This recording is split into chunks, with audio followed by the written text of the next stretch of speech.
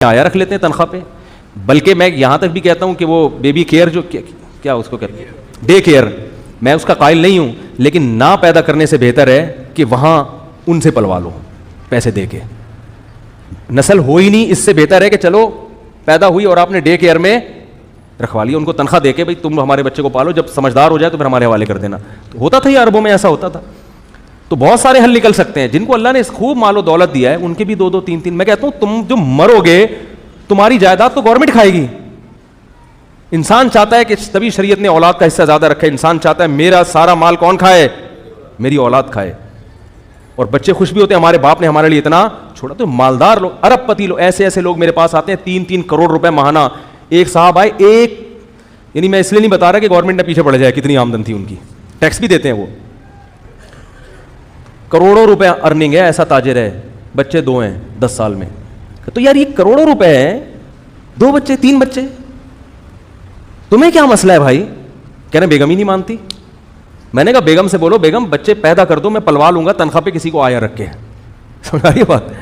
تمہاری صحت اچھی, وہ بیگم کو یہ وسوسہ ڈال دیا نا کہ صحت خراب ہوگی, اس کو بتاؤ بھائی تمہاری بھی فٹنس ہے, اور تمہیں عورت اپنے بچے کو دیکھ کر جتنا اس کی بانچیں کھلتی ہیں, اس کے جو خون بڑھتا ہے نا, کسی چیز کو دیکھ کر ایسا خون نہیں, کیسے پیدا ہوتا ہے تو کیسا چومتی رہتی ہیں اس کو, ہائے میرا منا, ہائے میرا چاند, ہائے میرا. تو یہ اس سے بڑھ کر تو تمہارے لیے کوئی نعمت ہے ہی نہیں. لیکن یہی ہے کہ وہ آگے ایک برطانوی رپورٹ ہے. اچھا یہ ڈاکٹر دوبارہ ان کے میں جملہ مکمل کر لوں. کہتے ہیں کہ اگر عورت کو اپنے اس جسمانی اور ذہنی نظام کا یہ فطری تقاضا پورا کرنے سے روک دیا جائے, یعنی اس کی نفسیات بھی اسی سے خوش ہوتی ہے اور باڈی بھی اسی سے فٹ رہتی ہے, تو اگر یہ اس کے برخلاف چلا جائے تو وہ شکستگی اور عزم حلال کا شکار ہوگی. ماں بننے سے وہ ایک نیا حسن, ایک روحانی بالیدگی پاتی ہے جو اس کمزوری پر غالب آ جاتا ہے جس سے وہ ولادت کے دوران 2-4 ہوئی تھی. یعنی یہ ریکوری بہت جلدی ہو جاتی ہے. مولانا نہیں کہہ رہے, یہ نوبل انعام یافتہ ڈاکٹر کہہ رہے. آگے چلیں, ایک برطانوی رپورٹ ہے, British national birth rate commission, ان کی رپورٹ ہے. یہ کہتے ہیں کہ مانع حمل کے وسائل کے استعمال سے مردوں کے جسمانی نظام میں برہمی پیدا ہو سکتی ہے. حمل روکنے کی تدبیر عورت اختیار کر رہی ہے, عورت کے ساتھ نقصان کس کو ہوگا؟ مرد کو بھی نقصان ہوتا ہے اس کا. عارضی طور پر ان میں سیکچول ویکنس بھی پیدا ہو سکتی ہے. مجموعی حیثیت سے یہ کہا جا سکتا ہے کہ ان وسائل کا کوئی زیادہ برا اثر مرد کی صحت پہ نہیں پڑتا, مگر اس بات کا ہمیشہ خطرہ رہتا ہے کہ مانع حمل تدبیر اختیار کرنے سے جب مرد کو اپنی اس کی جو ڈیزائرز ہیں پوری طرح سے پوری نہیں ہوں گی, جو ازل کا طریقہ ہے نا کانڈوم وغیرہ کا طریقہ, مجھے شرم آ رہی ہے یہ باتیں کرتے ہوئے, لیکن بہرحال مجبوراً کرنی پڑ رہی ہے کیونکہ اب گورنمنٹ اس پہ اشتہار بھی چلائے گی. یہ بیہودہ اشتہارات بھی یعنی چلا سکتی ہے گورنمنٹ, تو مجبوراً بڑی مصیبت سے بچنے کے لیے چھوٹی مصیبت کو اختیار کیا جاتا ہے. لوگ یہ سمجھتے ہیں کہ یہ طریقہ تو نقصان دہ ہے ہی نہیں, ایسا نہیں ہے, ایسا نہیں ہے. کبھی کبھار تو ٹھیک ہے, لیکن جب 3 بچوں کے بعد آپ نے حمل روکنا ہے تو 5 سال آپ کو یہ طریقہ اختیار کرنا پڑے گا, جو کہ نیچرل. ایک مثال بڑی بیہودہ ہے لیکن دینی پڑ رہی ہے. آپ اپنی زبان پہ کوئی شاپر رکھو اور پھر آپ کوئی چیز کھانا شروع کر دو, یہ نیچرل ہوگا؟ زبان سے جب ہم کوئی بھی چیز رکھتے ہیں نا تو فوراً ایک زبان لو آپ خارج کرنا شروع کرتی ہے جو اس چیز کو ہضم, یعنی قدرت نے پوری ایک اس حساب سے ڈیزائن کیا ہے. تو ایک دفعہ آپ نے شاپر رکھ کے روٹی کھا لی, 2 دفعہ کھا لی, 3 دفعہ کھا لی, 20 دفعہ کھاؤ گے تو میدا کیا کر دے گا؟ ہضم کرنا چھوڑ دے گا, نقصان ہونا شروع ہو جائے گا. تو وہ طریقہ جو سب سے زیادہ کم نقصان دہ سمجھا جاتا ہے وہ بھی کم نقصان دہ نہیں ہے, وہ بھی کم نقصان دہ نہیں ہے. آگے کہتے ہیں کہ اس کی عائلی مسرتیں غائب ہو جائیں گی, یعنی مرد کو جب عورت کو بھی اس سے نقصان ہوگا, اس کی بھی تسکین نہیں ہوگی, مرد کی بھی تسکین نہیں ہوتی. اس سے کیا ہوگا؟ میاں بیوی میں جھگڑے, حالانکہ پتہ نہیں ہوتا ہم کیوں چڑچڑے ہو رہے ہیں, مگر چڑچڑے ہونا شروع ہو جاتے ہیں. آگے لکھا ہے اس کا نقصان یہ ہوگا کہ مرد کی توجہ پھر بازاری عورتوں کی طرف مائل ہونا شروع ہو جائے گی. یہ نقصانات ہیں.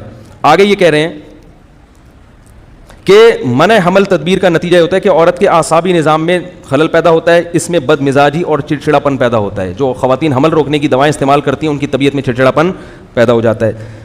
آگے ان کے شوہر کے ساتھ تعلقات خراب ہوتے ہیں, ان کو پتہ نہیں ہوتا کیوں لڑائیاں ہو رہی ہیں, لیکن وہ اندر طور پر کیا ہوتی ہیں؟ ڈسٹرب ہو رہی ہوتی ہیں.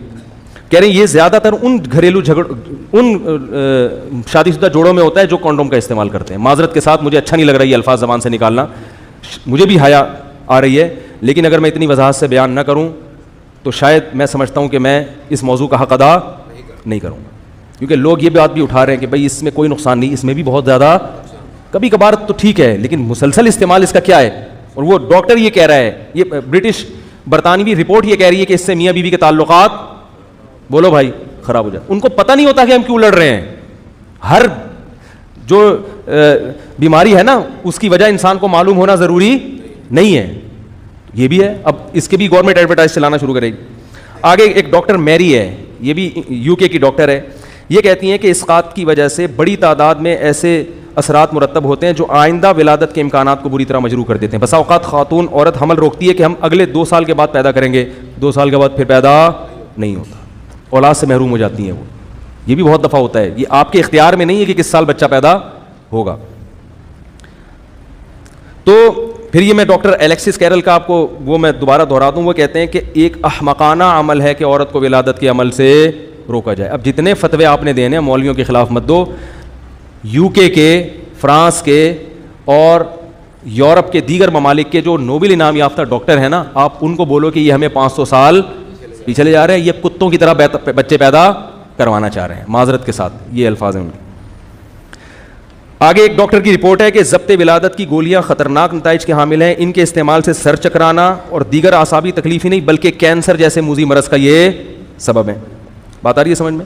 یہ تو میں نے مختصر سے ڈاکٹروں کے حوالے دی, کچھ معتبر حکیموں کے بھی حوالے دے دوں. حکیموں کو آپ ہلکا مت سمجھو, صحیح حکیم ہوتے ہیں نا. عطائی آج کل تو مارکیٹ میں 2 نمبر زیادہ چل رہے ہیں. میں نے خود دیکھا ہے کہ بعض مریض ایسے تھے جو ڈاکٹروں, آغا خان ہاسپٹل نے جواب دے دیا, حکیموں کی دوا کھا کے ان کو ایسے ایسے فنٹر حکیم پاکستان میں پڑے ہوئے ہیں, انڈیا پاکستان میں. تو یہ جو کہتے ہیں نا حکیم سارے 2 نمبر ہوتے ہیں, ایسا نہیں ہوتا. لیکن میں ان حکیموں کے نام نہیں بتاؤں گا کیونکہ میں ان کی پبلسٹی کے لیے یہاں نہیں بیٹھا. ایک حکیم تھے جن کو آغا خان ہاسپٹل نے کینسر کے مریض کو جو ہے نا لا علاج قرار دے دیا تھا. پنجاب میں ایک حکیم تھے, انہوں نے اس کا علاج کر کے دکھایا الحمدللہ. میں ایسے حکیم سے ملا ہوں, ایسے مریض سے ملا ہوں جس کو آغا خان ہاسپٹل نے مسترد کر دیا کہ ٹھیک نہیں ہو سکتا. اور بلوچستان میں ایک پسماندہ علاقے میں ایک حکیم تھا, انہوں نے اس کا علاج کر دیا. تو پھر بھی بتا دوں, حکیم کے پاس جانے سے پہلے 100 دفعہ قل ہو اللہ احد پڑھ لیں, کیونکہ حکیموں کا کوئی بھروسہ نہیں ہوتا, کچھ بھی لگا سکتا ہے وہ. صحیح حکیم کو تلاش کرنا بڑا مشکل کام ہے, ہوتے ہیں بہرحال. اور میں نے ایک سرجن کو, آرمی کے سرجن کو دیکھا حکیم کی معجون کھاتے ہوئے, کہہ رہے یار کسی سے ٹھیک نہیں ہو رہا, اس کمبخت کی دوا سے میں خود ٹھیک ہونا شروع ہو گیا ہوں. کمبخت تو میں خود اپنی طرف سے کہہ رہا ہوں. تو آپ کو معلوم ہے کہ ہمارے ملک میں چند بڑے حکیم پیدا ہوئے جو واقعی بڑے خاندانی حکیم تھے, جن میں ایک حکیم محمد سعید بھی تھے. حکیم محمد سعید نے یہ مضمون شائع کیا ہے ہمدرد میں جولائی 1985 میں. اس میں یہ انہوں نے پوری ایک عورت کی ہسٹری بیان کی کہ اس کی صحت بگڑتی جا رہی تھی, جو اس کا میں خلاصہ بیان کر رہا ہوں. بالآخر ہم نے اس سے کہا کہ اولاد کی ولادت پہ آ جاؤ, بچے پیدا کرنا شروع کر دو. اس عورت نے ان کو خط لکھا کہ میری تمام بیماریاں الحمدللہ ختم ہو گئی. یہ پورا انہوں نے خط اس عورت کا شائع کیا اس اخبار میں. آگے وہ یہ لکھتے ہیں کہ ضبط ولادت کی گولیاں استعمال کرنے والی خواتین فالج کا بھی شکار ہو جاتی ہیں. ہمارے یہاں تو فری میں بانٹی جا رہی ہیں یہ دوائیں, فالج ہو جاتا ہے عورتوں کو ان دواؤں کے استعمال سے. یہ کینیڈا کی رپورٹ ہے. اچھا, کینیڈا کے ایک ممتاز ماہر امراض اعصاب کے مطابق اس نے اب تک جو مشاہدات کی ان کی روشنی میں کہا جا سکتا ہے کہ ضبط ولادت کی گولیاں جب سے استعمال ہونے لگی ہیں خواتین پر فالج کے حملوں کا سلسلہ تیز ہو گیا ہے. ان کے مطابق کہتے ہیں جو ہم نے کینیڈا میں اونٹاریو کے علاقے میں جو مشاہدات کیے ہیں, ان کے مطابق 1967 اور 68 کے دوران ان گولیوں کو عوام میں متعارف کرانے کے بعد انہیں استعمال کرانے والے 57% عورتوں کو فالج ہوا ہے. 57% عورتیں کس میں مبتلا ہوئی ہیں؟ فالج میں مبتلا ہوئی ہیں ان گولیوں کے استعمال سے. اسی طرح آگے انہوں نے پوری رپورٹ پیش کی ہے, میرا خیال ہے اس کی ضرورت نہیں ہے کہ یہ. اچھا, یہ بھی ایک بات بتاؤں, یہ BBC پہ میں نے خود پڑھی ہے رپورٹ, BBC نومبر 24, اس میں یہ BBC کے پیج پہ خبر شائع ہوئی ہے کہ جو عورتیں حمل گراتی ہیں ان میں جو آن دا ریکارڈ ہیں, جو بچہ ضائع کرا دیتی ہیں نا, ان میں ہر سال انڈیا پاکستان جیسے ملکوں کی بات ہو رہی ہے 68,000 خواتین موت کے منہ میں چلی جاتی ہیں. نہیں یاری بات سمجھ میں, اتنی خواتین بچے کی ولادت سے ہلاک نہیں ہوتی جتنے بچے حمل ضائع کرانے سے ہلاک. یہ تو آن دا ریکارڈ ہے. باقی گاؤں دیہاتوں میں کیا ہو رہا ہے, کتنی عورتیں حمل گرانے سے مر رہی ہیں, اس کا تو کسی کو پتا ہے ہی نہیں.